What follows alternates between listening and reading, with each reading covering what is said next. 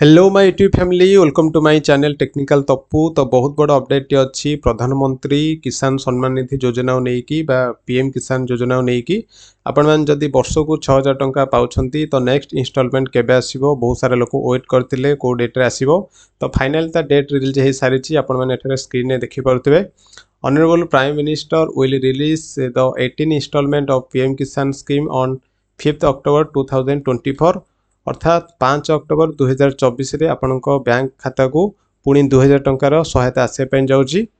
तो बहुत सारा चाषी वेट करते बहुत सारा लोक वेट करते तो टंका केबे आसो। तो फाइनाली 5 अक्टोबर 2024 रे आपणक बैंक खाता को पुणी 2000 टंका आसपा जाऊँगी। तो जो चाषी भाई माने पीएम किसान योजना रे केवाईसी करना तो निकटस्थ जनसहायक केन्द्र रे जाइक करदेवे।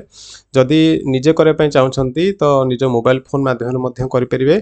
तो केमती करे देखो एठारे आपनको केवाईसी ऑप्शन गोटे शो करुच्ची एठी क्लिक करेंगे। क्लिक कलापर जहाँ भी आपको आधार कार्ड नंबर अच्छी तो आधार कार्ड नंबर एठार देकी सर्च पर क्लिक करेंगे। सर्च पर क्लिक कले आपको आधार रजिस्टर नंबर रे गोटे ओटीपी जीवो से ओटीपी आपको दवाई पड़ो।